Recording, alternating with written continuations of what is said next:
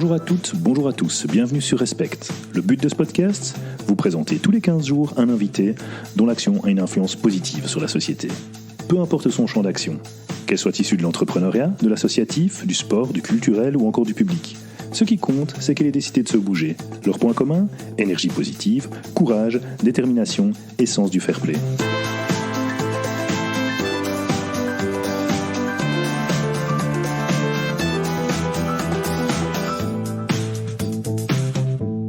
Bonjour à toutes et à tous, Xavier Teichmann pour Respect et aujourd'hui je suis très heureux d'inviter Marc Vossen sur notre podcast. Bonjour Marc. Bonjour Xavier. Voilà, alors avant de commencer à poser la traditionnelle question à Marc, je vais simplement vous expliquer pourquoi Marc est dans le podcast aujourd'hui. Déjà parce qu'au fait, il m'a été recommandé par deux personnes coup sur coup. Donc déjà Véronica Rocha à l'époque, qui était une de nos premières invitées, qui nous a dit il faut absolument que vous invitiez Marc, parce qu'il passe énormément de temps à aider les gens, etc. Et puis Guibert Delmarmol, plus récemment, qui m'a aussi dit Marc, ça c'est vraiment une chouette personne par rapport à l'idée de votre podcast, etc. Et par rapport à son livre aussi, qui est Balançons des ondes positives. Ouais, je dis pas de bêtises. Balancez vos ondes positives. Balancez vos ondes. Je disais comme une bêtise. Donc balancez vos ondes positives. On mettra le lien dans l'article. Donc voilà. Avant de parler de tout ça, écoute, Marc, présente-toi. D'abord, merci de m'inviter, Xavier. Et alors, il y a une pression, là, parce que Véronica, Guibert, donc il faut que je sois bon, faut que je sois bon. Ah oui, voilà, ça c'est sûr. J'ai l'habitude de me présenter de la manière suivante.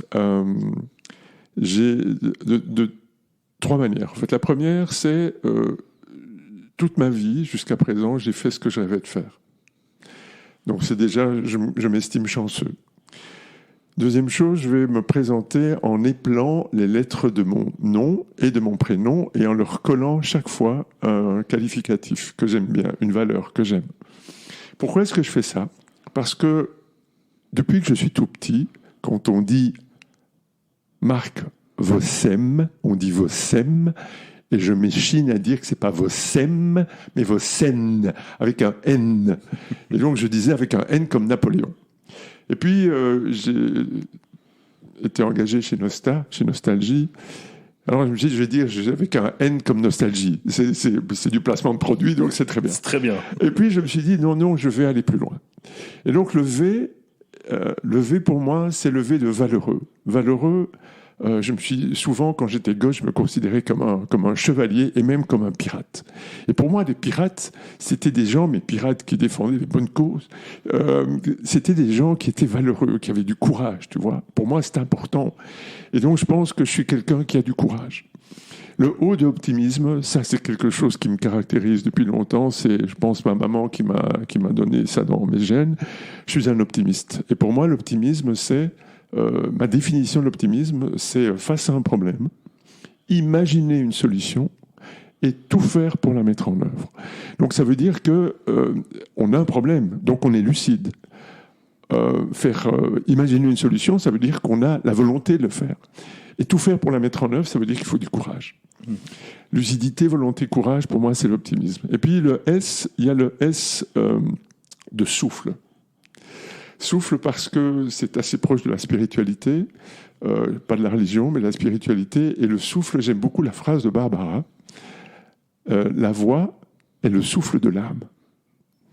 Et comme mon métier, c'est de la voix, c'est d'utiliser la voix.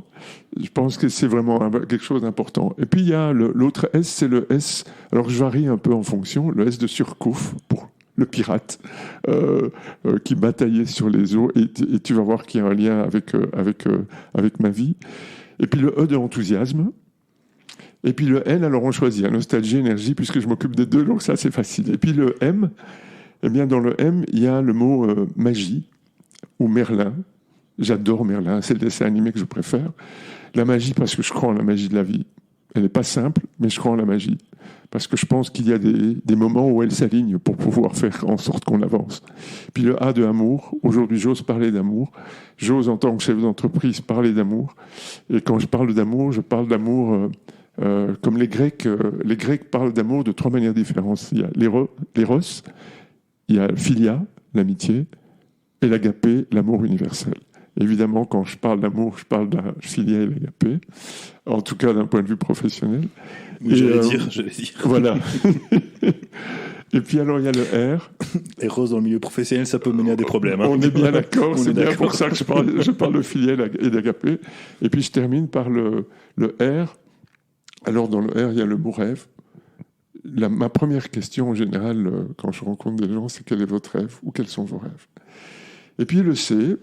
Alors, évidemment, d'un point de vue marketing, je vais parler de Chéri, puisque c'est la troisième chaîne.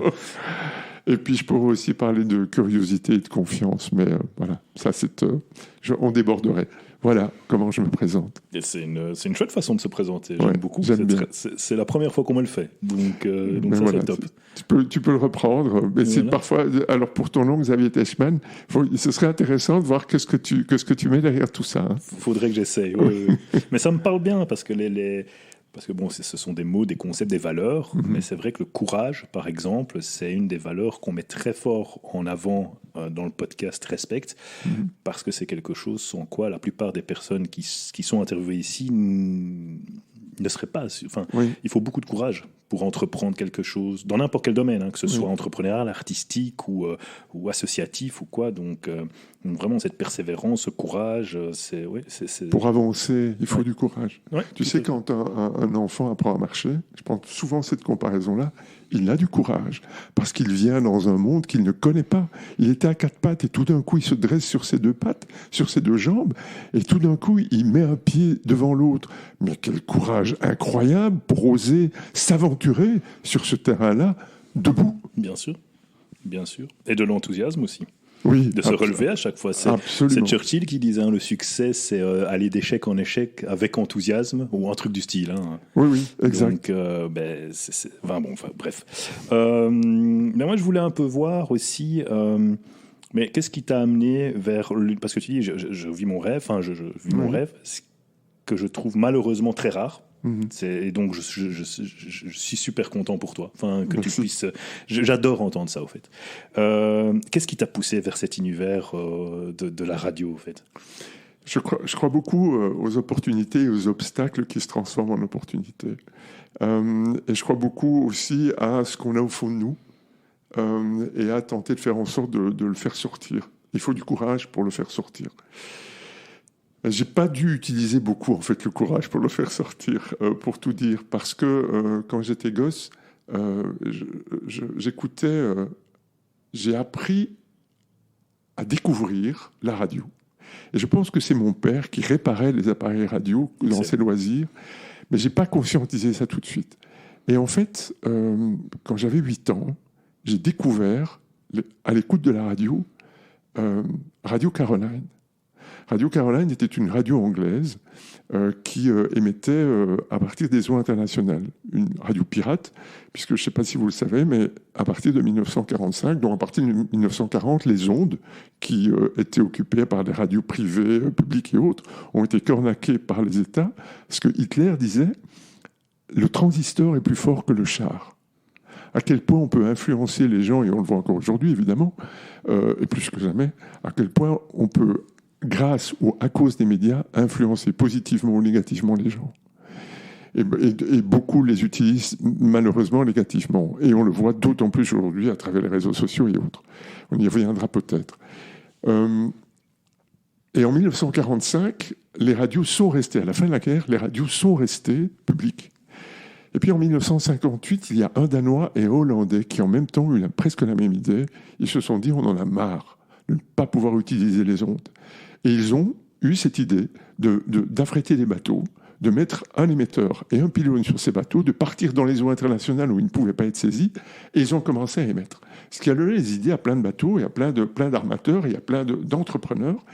Et Ronan O'Reilly, qui était un Irlandais, producteur de musique, notamment Georgie Fame, dans les années 60, ne trouvait pas, pour son artiste, ne trouvait pas en fait de radio susceptible de pouvoir diffuser son titre Yé Yé, pour ceux qui vont voir en 1963-64, notamment Georgie Fame.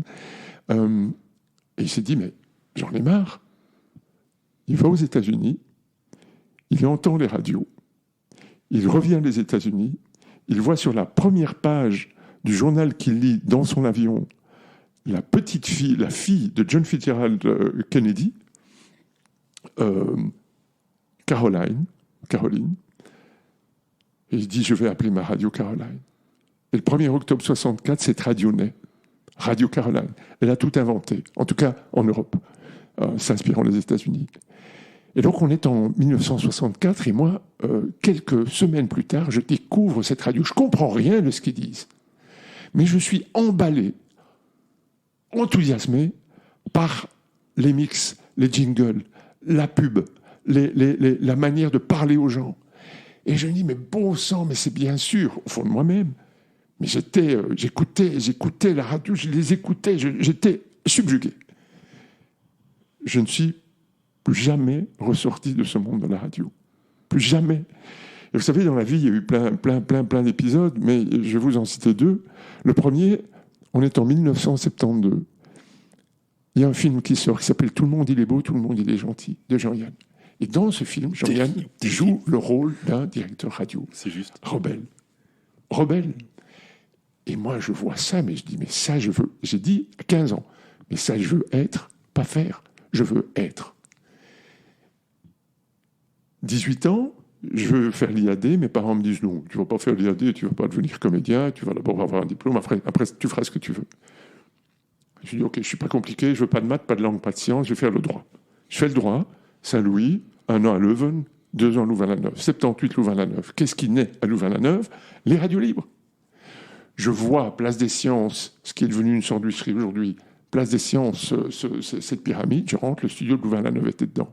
Je commençais à passer l'aspirateur, et un lundi, un gars qui co-animait une émission m'a dit, mon co-animateur n'est pas là, est-ce que tu ne veux pas co-animer? Je passais l'aspirateur. Je dis aujourd'hui souvent que je passe d'aspirateur à directeur. Et donc je suis... Toute la vie, il y a encore d'autres épisodes, la vie m'a ramené vers la radio. La vie m'a ramené vers ce qui était dans mes tripes depuis que je suis tout gosse, quoi.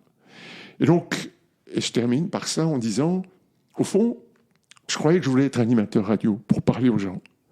En fait, je veux que nos ondes balancent des ondes positives. Je veux que nos radios balancent des ondes positives. Tous les jours, il y a 1 400 000 personnes qui nous écoutent, Xavier. Tous les jours, on essaye de le faire. On essaie de balancer des ondes positives pour faire du bien aux gens. Voilà, c'est vraiment ma mission de vie, balancer des ondes positives, d'où le titre de mon livre. Excellent. Mais quand tu dis ça m'a ramené à chaque fois à la radio, je veux dire, c'est pas un hasard. L'aspirateur, c'est toi qui as voulu. Enfin, je veux dire, c'est comme il y a plein de gens. Tu sais, on parlait juste avant. Que parfois je forme des jeunes à passer, à obtenir des rendez-vous, etc. Oui. Et puis parfois il me dit, ouais, mais cette fois-ci, j'ai eu de la chance, c'était facile. Oui, mais si tu n'avais pas été le faire, tu l'aurais pas eu. Ton aspirateur, tu l'aurais pas passé, tu n'aurais pas dit, il me manque quelqu'un, est-ce que tu peux... Enfin, c'est génial. Exact. Là, on provoque sa chance aussi. Hein. Oui, et j'aurais pu dire, non, j'ose pas. Oui, tu vois, bien sûr, l'audace. Qu'est-ce qui se serait passé? C'est ce courage, cette audace dont on peut faire preuve, comme à qui tu apprends à vendre, et ils osent prendre leur téléphone. Oui. Tu les guides, ils osent prendre leur téléphone, former le numéro de téléphone, et puis agir, et parler, et partager. Donc oui, il faut de l'audace, du courage, mais quand votre passion est là, c'est beaucoup plus facile, évidemment, que si tu fais des choses qui t'enquiquinent. Bien sûr, mais c'est top de toute cette histoire, etc. Et comment vous faites, justement, pour balancer les ondes positives? Alors, il y a Est-ce qu'il y a un mot d'ordre? Est-ce qu'il y a une feuille de route? Est-ce qu'il y a... Enfin, tu vois, Alors, il y a 2 choses en radio. Comme dans tous les métiers, il y a des process. Mm-hmm. Et donc, pour pouvoir animer, programmer, informer, il y a des process qu'on met en place. Ça, c'est une chose. Mais balancer les ondes positives, ce n'est pas les process qu'ils donnent. C'est le cœur, c'est l'âme, c'est les tripes. Des uns et des autres, des animateurs, des journalistes, et de tout ce qui fait l'entourage de ces animateurs, de ces journalistes, de ces animatrices.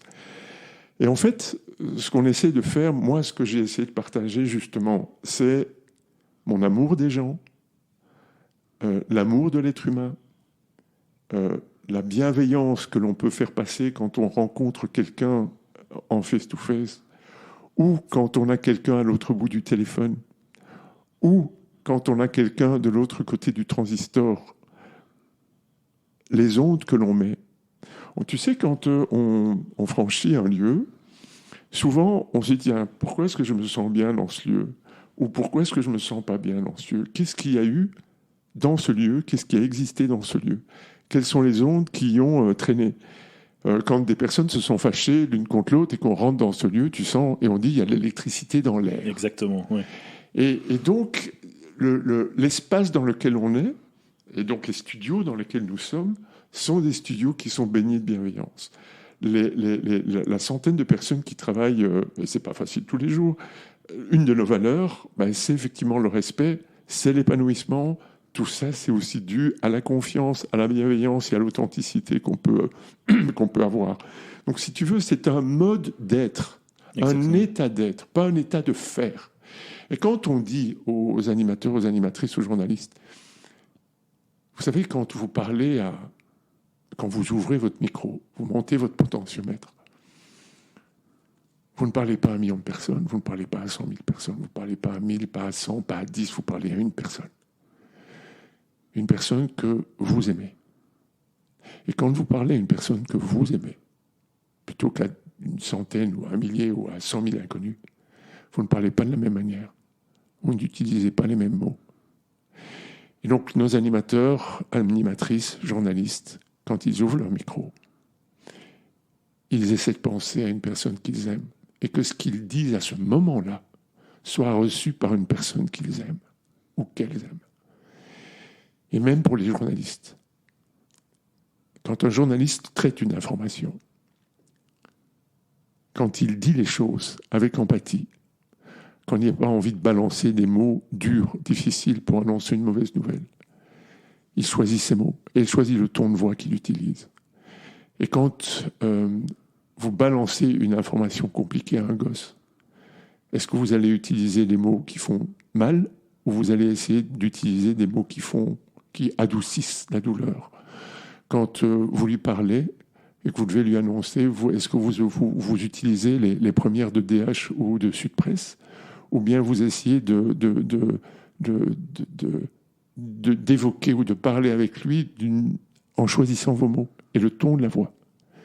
C'est naturel. Eh bien, on essaie de le faire. Et tu vois, on essaie d'appliquer la bienveillance et de mettre d'abord en lumière l'être humain et la relation. On essaie de faire en sorte que l'information soit constructive, même si ce n'est pas facile tous les jours. On essaie de faire que chaque personne qui travaille dans notre entreprise travaille sur base de ce qu'on appelle l'entreprise libérée, l'holacratie, la sociocratie, on en parlera peut-être, mais c'est où le niveau de responsabilité, où on fait disparaître, où on amenuise très fort la pyramide hiérarchique, où chacun est responsable, plus autonome, où on fait confiance, où on donne droit à l'erreur. C'est un devoir d'apprentissage. Et tout ça, on essaie de mettre en place depuis une dizaine d'années. Et il y a rien qui est forcé, tu vois. Tout ça, je ne vais pas dire que c'est inné, parce que c'est aussi du boulot. Mais il y a cette envie profonde de l'amour du métier, de l'amour de l'autre, de l'amour de l'être humain, simplement. Et je pense que c'est une des choses qui nous caractérise. C'est aussi une des raisons, nous pensons, que nos radios se portent si bien. Pourquoi Nostalgie est en tête des sondages depuis 3 ans devant toutes les autres radios, qu'elles soient privées ou publiques? Pourquoi est-ce qu'on est devant Bel RTL, devant Contact, devant Vivacité? Pourquoi? Alors que nous avons 10 fois moins de moyens qu'eux. Qu'est-ce qui fait? Quelle est la clé?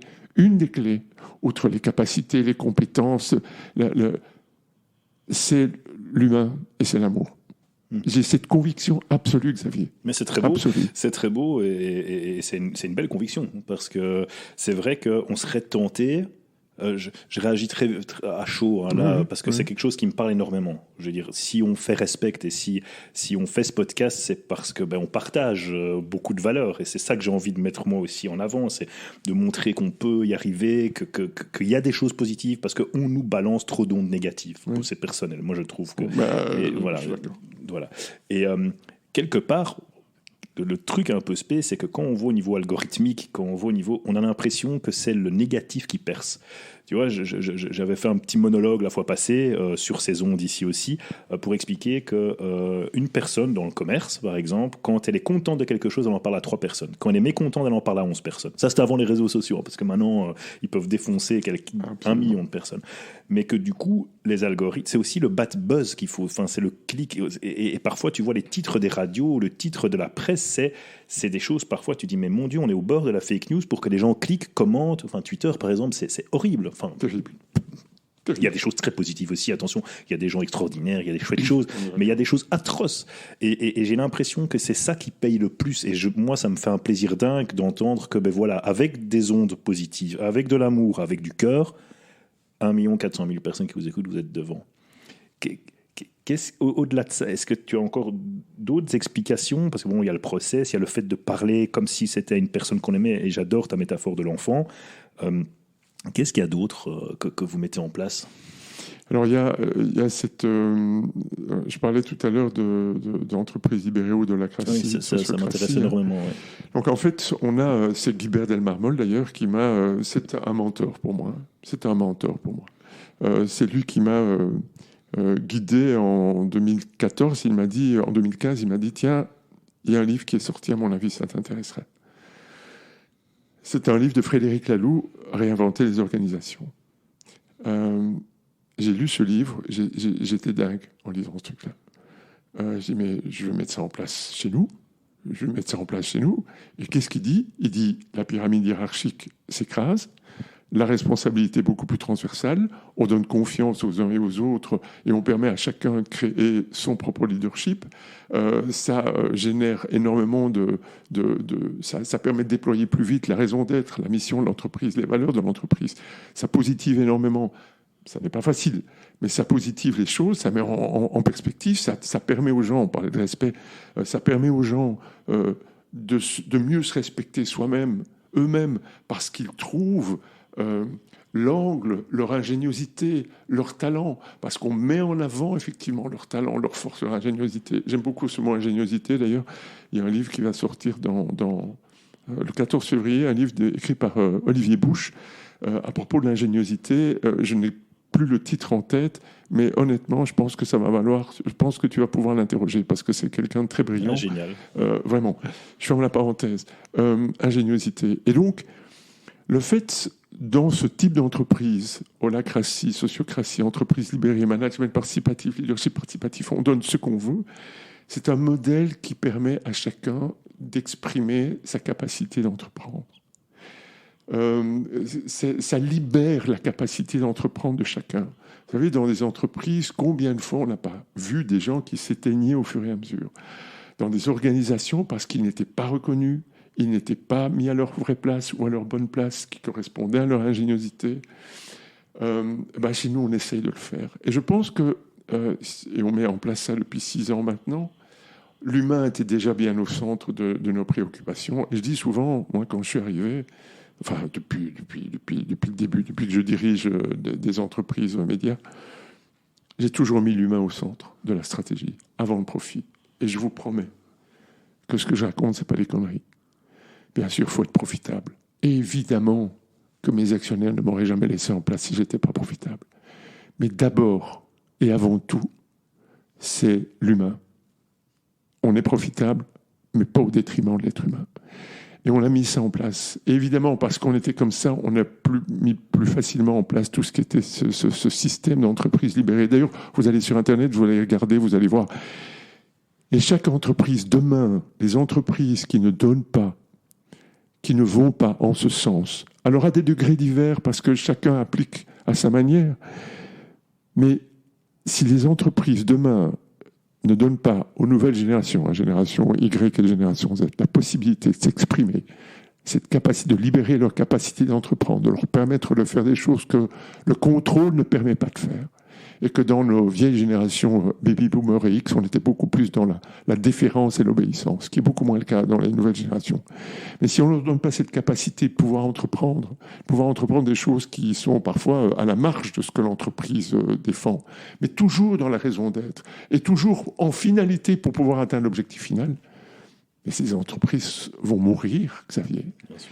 Et c'est un point essentiel. Donc ça, si tu veux, il y a ce deuxième point-là. Et le troisième point, c'est notre neutralité en CO2. Donc, on parle aujourd'hui, nous parlons, et dans le bouquin, on parle beaucoup de bouquin, je fais une parenthèse, que j'ai réalisé grâce à Valérie Malissa. Je suis bordélique dans ma tête. Si j'ai pas quelqu'un de structurant avec moi, j'y arrive jamais.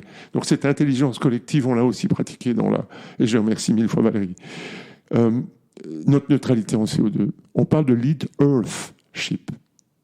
Donc, lead, mener, guider, Earth, la Terre, faire attention à la Terre, ship, en équipe.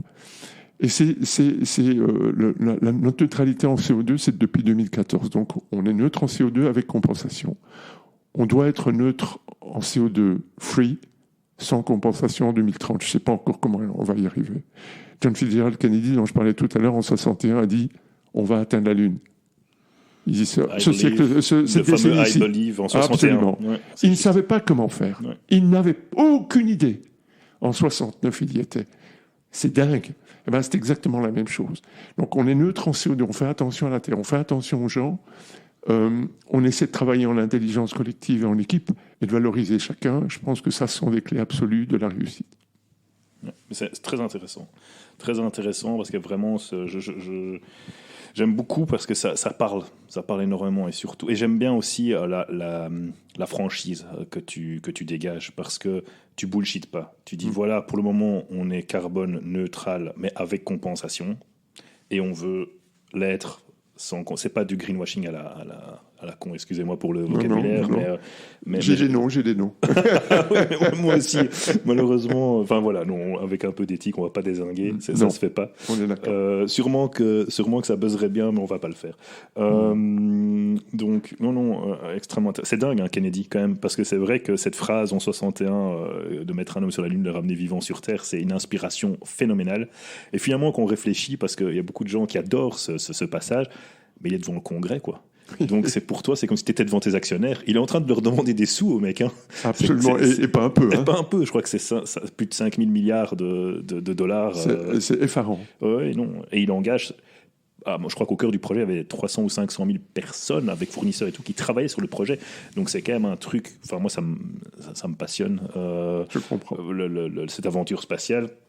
Et tu dis, c'est dingue. Et on en revient à ce que tu dis, le sens, au fait. À quoi je participe. Et finalement, c'est ça que je lis aussi beaucoup. Donc, il y a cet amour, mais je peux me développer et je peux développer en tant qu'entrepreneur dans la radio, finalement, qu'à partir du moment où je sais à quoi je participe, quoi. Il y a une ligne directrice qui est tracée et je m'accroche à ça et j'y vais. Et je trouve ça très, très puissant. Très puissant. L'entreprise me donne l'opportunité de le faire, tu vois. C'est important aussi. Bah, s'il y a un sens, mais que l'opportunité n'est pas là pour pouvoir, mais que le contrôle est toujours là et qu'on peut pas faire. Enfin, et que l'actionnaire exige ceci. Non, mais c'est sûr. Moi, j'aime beaucoup aussi ce parler franc, de dire oui, la profitabilité. On oppose trop souvent profitabilité et bien-être, etc. Si on tire trop sur la profitabilité, évidemment qu'il n'y aura pas le bien-être. Mais si on tire trop sur le bien-être aussi, il n'y aura pas la profitabilité. Donc ça tombe à l'eau aussi. Mais j'aime bien parce que ton aventure, enfin votre aventure, parce qu'elle n'est pas individuelle, j'ai bien compris que c'était un énorme collectif, donne beaucoup d'espoir à ça. Enfin voilà. Je pense que c'est applicable dans toutes les entreprises, tout le temps, partout. Mais tu vois, vraiment. Et c'est une...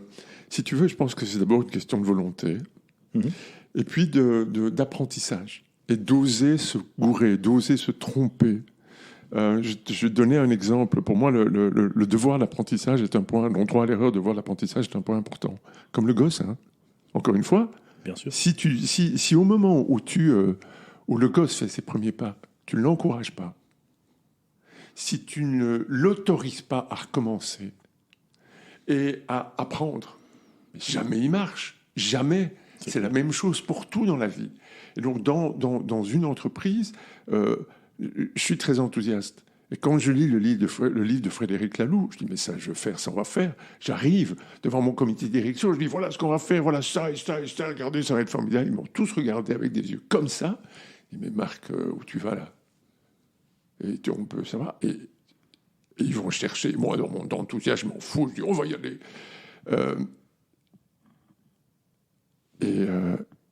La semaine d'après, il y en a certains qui... Donc, l'holacratie, Marc, donc c'est tout le monde décide de son salaire. Il n'y a plus de chef. Comment est-ce qu'on veut organiser ce bordel? Alors là, je me suis rendu compte que mon enthousiasme était un tout petit peu allé trop loin. Et j'ai rétropédalé. J'ai dit, OK, on va d'abord faire un audit de l'état de l'entreprise. Qu'est-ce qui est possible, qu'est-ce qui n'est pas possible parmi les gens qui la composent? Comment est-ce qu'on peut aller dans ce chemin? Je vais faire venir des gens spécialistes pour vous expliquer ce qu'il en est, parce que je me rends compte que je ne suis pas capable de le faire dans mon enthousiasme et dans le bordel dans ma tête. Et on a mis les choses en place, et une structure en place pour avancer petit à petit, tu vois. Mais donc, voilà, on fait des erreurs, mais tout le monde m'a donné le droit à l'erreur. J'ai pu me planter, j'ai pu me gourer dans ma manière de parler, dans ma manière d'évoquer, et Dieu sait qu'on s'est encore gouré depuis. Hein. Mais terriblement intéressant, le droit à l'erreur. Oui. Dans une autre vie, quand j'étais dans tout ce qui était consulting, bref, j'entendais des personnes qui voulaient, dans une entreprise que je ne citerai pas, mener une énorme campagne d'innovation. Mais les gens n'avaient pas le droit à l'erreur.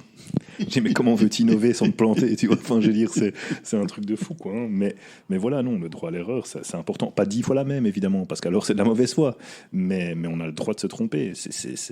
On est faillible, quoi. Parce que tu apprends aussi de tes erreurs. Si tu n'apprends pas de tes erreurs et que tu recommences 10 fois la même erreur, ça que c'est con. Oui, ça, voilà, c'est con. Oui, ou que c'est que t'es con. Oui, mais bon, voilà, ça arrive. Hein.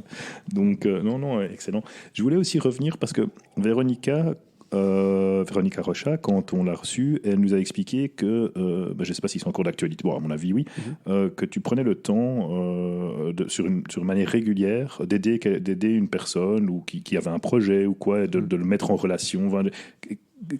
Comment tu... Enfin, voilà, explique-nous ça, s'il te plaît. Écoute, l'objectif, tout à l'heure, avant de venir, je recevais à la maison, donc ma compagne et moi, on recevait à la maison la fille d'un couple d'amis, Fiona Benkens, la fille de Rodrigo et de Sabine Benkens, qui a entamé des études d'architecte. Mais il y a quelque chose qui la perturbait. Elle trouvait que ses études étaient incomplètes. Et il y a quelque chose qui la titillait depuis assez longtemps. Elle disait, moi je suis persuadé que la manière dont on met les choses dans un habitat, dont on construit l'habitat, et là elle s'inspirait du Feng Shui, qui a quand même plus de 5000 ans. Donc le Feng Shui, pour ceux ou celles qui ne le connaîtraient pas, c'est la manière dont on met les choses dans un habitat pour que l'énergie circule positivement. Parce qu'il y a, en fonction de points cardinaux et la maison dont on est positionné, il y a des façons de placer son lit, des façons de placer ses meubles, de placer les photos, les plantes, etc. Et elle venait nous parler, tout à l'heure, elle nous avait parlé d'habitat-thérapie. Donc c'est de s'inspirer à la fois de l'architecture occidentale et du Feng Shui, et d'un certain nombre d'autres éléments qui existent dans ce monde pour pouvoir faire en sorte que le bien-être dans une maison et aussi en entreprise, dans les organisations, puisse toucher un maximum de gens et que les lieux où tu viens, où tu vis, soient des lieux accueillants, c'est ce qu'on a fait aussi chez nous, pour pouvoir, et le Feng Shui nous a inspirés, pour pouvoir faire en sorte que quand tu passes 10 heures dans un lieu, ben ces 10 heures soient dans un lieu agréable où tu as envie d'être. Et donc, je lui ai dit, écoute, c'est passionnant, donc je veux t'aider. Comment est-ce que je peux t'aider? Et elle m'a dit, voilà, tu peux m'aider en faisant ça, en mettant en relation avec un tel, avec une telle. J'ai dit, écoute, tu es venu aujourd'hui, regarde notre maison, regarde comment elle est, notre appart, regarde comment elle est, qu'est-ce qu'on aurait à changer, qu'est-ce qu'on aurait à faire évoluer. Et je veux te payer. Je veux être un de tes premiers clients, tu vois. Et ben voilà, c'est dans ces petits gestes-là, tu vois. Ça, c'est un exemple qui est tout neuf, mais il y a plein de jeunes que je rencontre, ou de moins jeunes d'ailleurs, qui ont besoin, à un moment ou à un autre, d'un coup de pouce. Il ne faut pas pendant 3 ans les suivre, et il y a des business angels, et c'est super. Et je ne suis pas ça. Moi, je pense que je donne des coups de pouce et parfois un tout petit peu de coup de pied au derrière. Il faut aussi. Mais oui, bien sûr, très bienveillant, mais coup de pied au derrière quand même. Voilà, et j'adore ça. Et encore une fois, c'est libérer cette capacité d'entreprendre. Tu vois, on le fait en entreprise, mais tu peux le faire dans ton milieu amical, dans les rencontres que tu fais. Et c'est trop chouette de se retrouver à une table de café et de commencer à discuter pendant 1 heure ou 2 avec quelqu'un et de ressentir ce dont il a besoin, tu vois. Je suis assez intuitif. Aujourd'hui, je fais confiance à mon intuition, ce que je ne faisais pas il y a 10 ans. Et je raconte, et j'évoque, et je partage, et j'entends, j'engrange. Et puis derrière ça, je sors un truc, un autre, et ça aide. Voilà. Top. Donc, mais ça, c'est très vrai. Hein. Le coup de pouce, le fait de bêtement, je sais pas pourquoi je dis bêtement, mais parce que ça paraît bête. Oui. Mais au fait, c'est super important, c'est de parfois mettre en relation les gens. Oui. Tout simplement. Je vois ici, avec le podcast, le nombre de personnes qui ont déjà pu être en relation les unes entre les influacteurs. Hein. D'ailleurs, on va faire un truc tous ensemble. Enfin, j'en parlerai plus tard, mais parce qu'il y a vraiment se rencontrer, vraiment apprendre à se connaître. Et j'ai écrit un livre sur le networking, par exemple. Oui. Networking, qui est un terme que j'aime pas, parce que c'est vraiment réseauté. Je déteste ce terme. Mais il y a une des clés quand même pour pouvoir le faire, c'est qu'il faut avoir envie de donner, envie d'aider, si on veut, à un moment donné, que ça fonctionne. Si on est là pour prendre, on n'a pas sa place. Tu sais, il y a Valérie Malice, avec qui j'ai écrit le bouquin, qui a trouvé un chouette mot. Je ne sais pas si elle en est la créatrice, mais peut-être bien. Plutôt que de dire entreprendre, elle dit entredonner. J'adore ça. Mais OpenFlow, elle est en contact avec OpenFlow, ils utilisent le entre-donneur. Ah ben c'est voilà. un terme d'un... Eh ben dans le podcast, Olivier Hénin, si tu m'écoutes, désolé, mais j'ai pas retenu, mais il m'avait donné le nom de la personne qui avait utilisé ça. C'était un prof, je pense. Okay. Eh ben voilà, entredonner, j'adore ça. À fond. Et donc, c'est parce que tu entredonnes que derrière ça, les choses prennent. Tu vois, quand on dit la mayonnaise prend, mais c'est parce que tu entredonnes et tu donnes avant de recevoir. Et si tu donnes, tu recevras. À fond. Et pas nécessairement au moment où tu donnes, peut-être un jour plus tard, 1 an plus tard, ou 10 ans plus tard, j'en sais rien, dans un autre espace par d'autres personnes. C'est vraiment le principe et du cercle vertueux plutôt que du cercle vicieux. On est tout à fait alignés, c'est vraiment ça, et donc le fait d'aider des jeunes et de leur donner le coup de pouce, ça paraît simple, et au fait pour eux c'est super important. Écoutez Xavier, ce que tu fais là maintenant, tu écoutes, tu donnes la parole, et quand tu rencontres un jeune ou moins jeune, et que tu l'écoutes, que tu es attentif à ce qu'il te dit, et que tu intègres ses mots, ses paroles, ses gestes, et que tu traduis ça après, grâce à ton expérience, grâce à ce que à ton ingéniosité, à tes talents, à ton intuition, peu importe, et que tu peux les valoriser là et se dire je suis entendu, je suis compris, et que derrière ça tu donnes l'un ou l'autre coup de pouce ou coup de pied au derrière, mais c'est magique quoi. Et voilà, tu es la petite goutte qui peut effectivement à un moment ou à un autre faire déborder positivement le vase. Ah, je suis tout à fait d'accord, génial. Voilà, petite question du coup par rapport à ça. Qu'est-ce que, tu vois, le fait de balancer ces ondes positives et d'être un peu le capitaine du navire avec toutes ces personnes qui sont vers cet objectif-là, plus le fait sur le côté, d'un point de vue privé, donner aussi ces coups de pouce ou ces petits coups de pied au cul bienveillants, qu'est-ce que ça t'apporte ? De la joie. Être utile.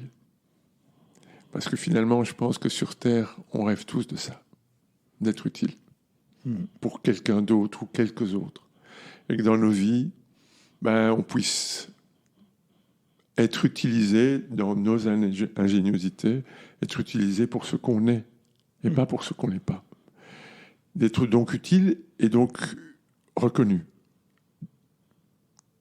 Parce que je suis utilisé pour les choses que je sais bien faire. Pour mon talent, mon ingéniosité. Et si je suis utile et reconnu, c'est juste bien. Il ne faut pas plus, en fait. Tu vois, mon existence sur Terre, si elle est utile et reconnue, qu'est-ce que je peux espérer de plus ? Ma mission de vie, c'est donner de la voix pour que les autres trouvent la leur. Ah, tu l'as rédigé, la mission de vie, excellent. Oui, vraiment. Et donner de la voix, ben, c'est mon métier. Pour que les autres, VOX évidemment, pour que les autres trouvent la leur, soit de VOX, soit de VOIE. Et voilà. Et si je peux, dans ce domaine, aider et utiliser ce qui est une de mes forces, ma voix, ma communication, ben, qu'est-ce que je peux demander de plus? Si mes enfants, si je peux les aider à trouver leur voix, en donnant un peu de la voix. Si ma compagne, si mes amis, si mes connaissances, si les gens que je ne connais pas mais qui entendent un bout de voix, tu vois, et qui a tout d'un coup un truc qui... Je donne des conférences, et un jour je donnais une conférence, et après une conférence qui s'appelle « Il n'y a pas d'hasard », il y a quelqu'un qui vient me trouver et qui me dit « Vous savez, je ne sais pas pourquoi, mais vous m'avez donné envie d'arrêter de fumer. » Et ma conférence n'avait rien à voir avec le fait de fumer. C'est génial. Ben, c'est extraordinaire. Alors, je ne sais pas si ce monsieur a arrêté réellement de fumer, mais si à un moment, il y a un déclic qui se passe, à un autre moment, c'est, après t'avoir entendu, j'avais dit à ma compagne que je ne voulais pas d'enfant. Après t'avoir entendu, Marc, je l'ai appelé. Et je lui ai dit, c'est quand qu'on fait ce gosse? T'imagines? C'est génial. Mais rien que ça. C'est magnifique. Rien que ça. C'est un cadeau de la vie, quoi. C'est cadeau. Et donc, voilà, pour moi, le don, c'est un cadeau. Et tu as de toute façon, à un moment ou à un autre, des choses qui te reviennent positivement. Ouais, c'est beau. Je suis tout à fait d'accord avec toi. Et c'est vrai que cette joie, elle revient très souvent quand je pose cette question. La joie.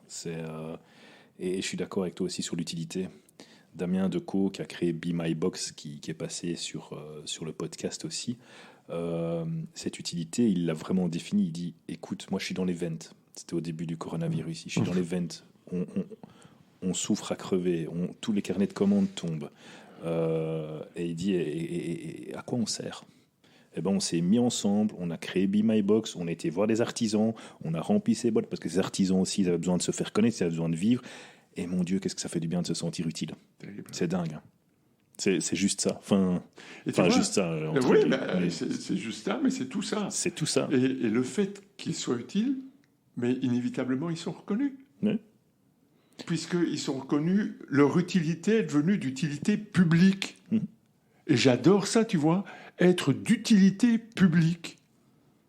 Ça n'est pas réservé aux organismes d'État. C'est tout le monde qui peut être d'utilité publique. Et donc, je pense qu'on cherche tous à être d'utilité publique. Alors, public, ça peut être 2 personnes. Mais bien sûr. Non, mais il n'y a pas besoin d'inventer la roue. C'est ça que je veux dire. On est bien d'accord. On peut tous... Et c'est le... Je ne sais pas si c'est un slogan, c'est pas moi qui l'invente, ça existe depuis la nuit des temps, mais ça fait du bien de faire du bien. C'est ça aussi qu'on veut faire passer avec Respect. C'est, vous voulez être heureux, vous voulez du bonheur, mais cherchez celui des autres et vous trouverez le vôtre. Enfin, ça paraît un peu bizarre ce que je dis. Hein, ça paraît peut-être un peu, je veux pas créer. Enfin, ça peut paraître un peu con, mais c'est tellement ça. À chaque fois que je rencontre quelqu'un, je le vois, c'est comme ça. Alors qu'on est dans une société on confond plaisir et bonheur, ou le bonheur, faut que je trouve mon bonheur. On est dans la société du bonheur et on est tellement éloigné de ce bonheur, alors qu'il est pas loin finalement. Écoute, en t'entendant, ça me fait rebondir sur 2 choses. D'abord, une chose par rapport au bonheur. Il y a quelques jours, une amie m'a dit « Est-ce que tu es heureux ?» Je dis « Je ne sais pas si je suis heureux, mais je sais que je me sens bien. » Et tu vois, le fait de se sentir bien, c'est à la fois se sentir bien, c'est sentir les choses, c'est sentir le bien. Et j'aime bien cette expression-là. Une deuxième expression que j'aime bien, je t'ai parlé de chance tout à l'heure. Eh bien, je vais rebondir sur ce que tu dis. En fait, pour avoir de la chance, il faut d'abord être une chance pour quelqu'un. Si tu es une chance pour quelqu'un, si grâce à toi, quelqu'un saisit une opportunité, tu vas avoir de la chance. Les opportunités vont se créer pour toi. Si tu ne donnes pas, et on revient au don, ben, tu ne recevras pas. C'est évident. Enfin, pour moi, c'est une conviction absolue. Non, mais c'est tellement ça. C'est tellement ça, au fait. Enfin, voilà. Mais c'est intéressant. Alors, ça, on dérape un peu sur des choses qui sont peut-être space, mais je suis tellement convaincu de ça aussi. Tu as déjà parlé de Guibert en tant que mentor. Quelles sont les personnes, parce qu'il y en a peut-être d'autres, qui, peut-être pas mentors, mais qui ont eu de l'influence sur toi, ou que tu dis, tiens, ça... Il y a aussi cette personne qui a créé cette radio Caroline. Ronald Aurélie, oui. Écoute, Martin Luther King, Mhm. I have a dream. Très vocal aussi, ça. Hein. Ça, c'est incroyable. Hein. C'est, pour moi, sans doute... Ouais, pour moi, c'est le plus beau discours que j'ai pu entendre. Vibrant. Qu'il m'ait été donné d'entendre. Il y en a sûrement d'autres que je n'ai pas entendus, mais Martin Luther King est un personnage impressionnant, rebelle, pirate, À fond. pour défendre effectivement les opprimés. Les droits civiques et tellement... Absolument. Enfin, je rebondis, hein, je me permets, je suis désolé. Vas-y, Mais- vas-y. Non, tu veux. Parce que pour le moment, on est tellement là-dedans et c'est tellement une souffrance. Ce discours est tellement absent de ressentiment, Oui. tellement absent de haine, tellement absent de revanche. C'est tellement beau. Enfin, c'est un discours. Il fait partie des 100 discours du siècle où il y a un livre comme ça avec. Je ne savais pas. Il y a un livre qui existe avec les 100 discours du siècle. Oui.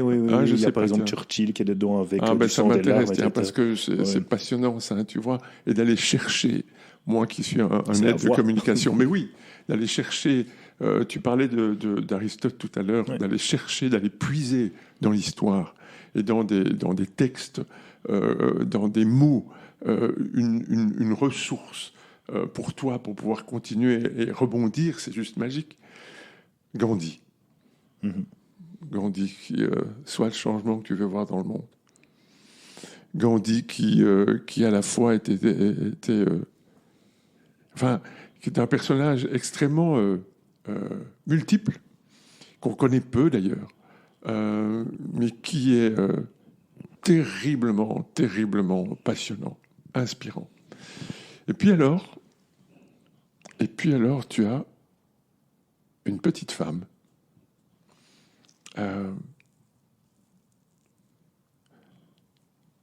Je ne sais pas si elle a existé, mais elle m'impressionne. Marie. Ah oui. Je pense qu'elle a dû exister. Alors on en a fait une icône, mais je trouve en elle, et je ne suis pas particulièrement, je ne suis pas pratiquant, je ne suis pas catholique.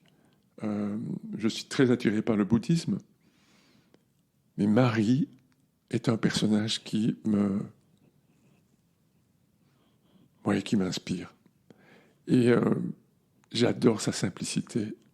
En tout cas, l'image qu'elle me renvoie, c'est l'image de la simplicité. C'est l'image de la maman. Et toutes les mères du monde sont magnifiques. Donner naissance. Donner, et on parle de don, hein, donner naissance. Porter pendant 9 mois. C'est magique. C'est trois personnages qui m'inspirent énormément. Il y en a d'autres, mais voilà, il serait trop long pour en parler. Tout à fait. Surtout qu'on a un échéancier, donc, Oui, en termes de donc minutage, on va bientôt clôturer. Je voulais te demander mais une citation qui t'inspire. Tu as dit soyez le changement que vous voulez être dans le monde de Gandhi. Oui, alors il y en a une qui est pour moi, qui est un guide pour moi. Il y en a plein, mais ayez un rêve suffisamment grand pour ne jamais le perdre de vue, Oscar Wilde. Ou ayez tes rêves suffisamment grands pour ne jamais les perdre de vue. Et la deuxième phrase qui accompagne la première, c'est visez la lune. Si vous ne l'atteignez pas, au moins vous serez dans les étoiles. Et en fait, c'est ce que je voulais vous dire. Et c'est ce que Jack Sparrow, dans Le Pirate des Caraïbes, il doit vous inspirer. Jack Sparrow, il a une boussole. Mais une boussole qui n'indique pas le nord, qui indique ce qu'il désire le plus au monde. Et s'il ne va pas dans la direction de ce qu'il désire le plus au monde, le capitaine Salazar, son pire ennemi, réapparaît. Plus vous faites de la place à vos rêves, moins vous ferez de la place à vos peurs. Plus vous ferez de la place à vos peurs, moins vous ferez de la place à vos rêves. Donc, croyez en vos rêves, allez chercher au fond de vous, faites en sorte que ces rêves puissent émerger. Trouvez des gens autour de vous qui vous font confiance et qui croient en vos rêves, qui croient en vous, parce que vous, c'est vos rêves. Vous êtes sur Terre parce que vous avez à réaliser vos rêves. Les rêves sont faits pour être réalisés, les vôtres, pas ceux des autres. Les rêves, vos rêves, pas ceux des autres. Merci beaucoup pour cette conclusion, Marc. Merci Xavier. Mais vraiment, oui, merci, parce que c'est très vrai, une fois de plus. Moi, j'aime beaucoup ça. Donc, merci pour ton temps. Je vais te libérer, parce que voilà, hein, il le faut. Malheureusement, je serais bien resté des heures à discuter avec toi. Ouais, je peux revenir. Avec plaisir, on fera la suite. Qu'est-ce que je peux te souhaiter pour le futur ?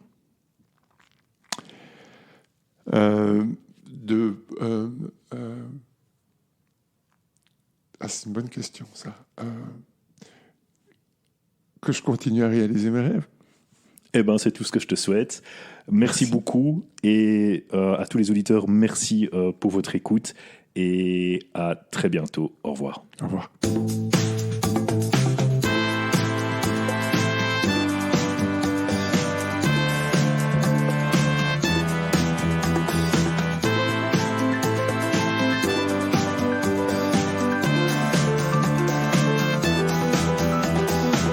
Si cet épisode vous a plu, pensez à le partager à 3 personnes.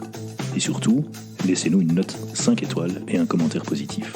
Ça aide ce podcast à être plus visible. Pour être informé des prochains épisodes, rien de plus simple, abonnez-vous.